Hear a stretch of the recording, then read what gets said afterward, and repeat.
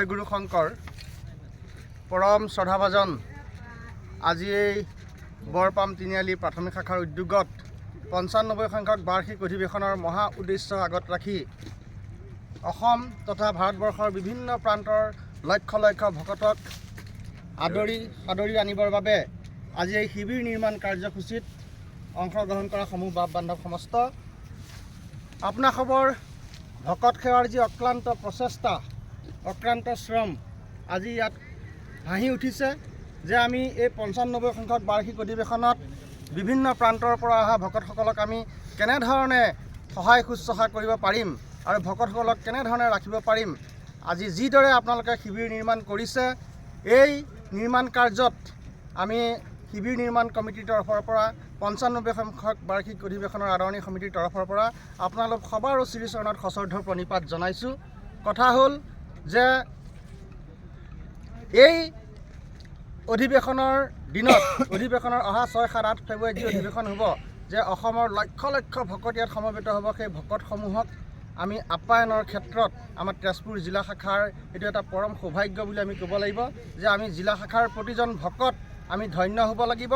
যদি এই অধিৱেশন ভাগত আমি সফল হ'ব নোৱাৰোঁ তেতিয়াহ'লে আমাৰ জীৱনেই বিফল বুলি আমি ধৰি ল'ব লাগিব।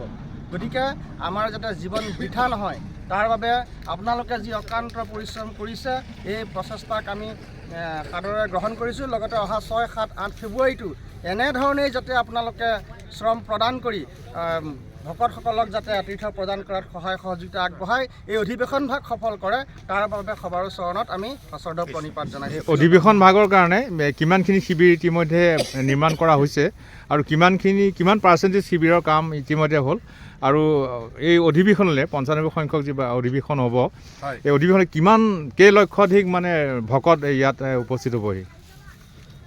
অধিৱেশনখনত আমি শিবিৰ নিৰ্মাণ কৰা আমি ২০০ শিবিৰৰ টাৰ্গেট লৈ পেলাই আমি শিবিৰ সমিতিখন আগবাঢ়িছোঁ। ইতিমধ্যে আমাৰ প্ৰায় ১৫০ৰো অধিক শিবিৰ নিৰ্মাণ হৈ গৈছে আৰু বহুত সংখ্যক শিবিৰৰ কাম আধৰুৱা হৈ আছে আৰু কম দিনৰ ভিতৰত সেই শিবিৰসমূহো সম্পূৰ্ণ হ'ব। আৰু ইয়াত ভকতৰ সংখ্যা বুলি ক'বলৈ গ'লে আপোনাৰ অগণন।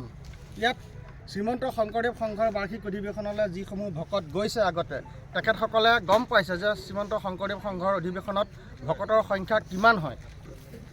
সেই হিচাপটো মানে আপোনালোকক আজি আমি কিদৰে ক'ম, ইয়াত আমি এটাই ক'ব পাৰোঁ যে লক্ষ লক্ষ ভকতৰ আগমন হ'ব অসম তথা ভাৰতৰ বিভিন্ন প্ৰান্তৰ পৰা।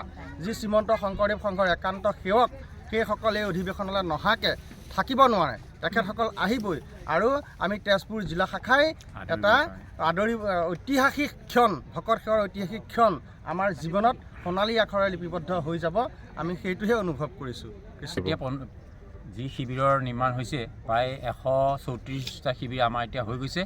আমাৰ ১৮০টা লক্ষ্য আছিলে, তাৰে ১৩৪টা আজি পূৰ্ণাংগ হৈছেই প্ৰায়, আৰু বাকী যিকেইটা আছে আমি বুধবাৰ বৃহস্পতিবাৰৰ ভিতৰত সেইখিনি হ'ব বুলি আমি আশা ৰাখিছোঁ। কৃষ্ণ।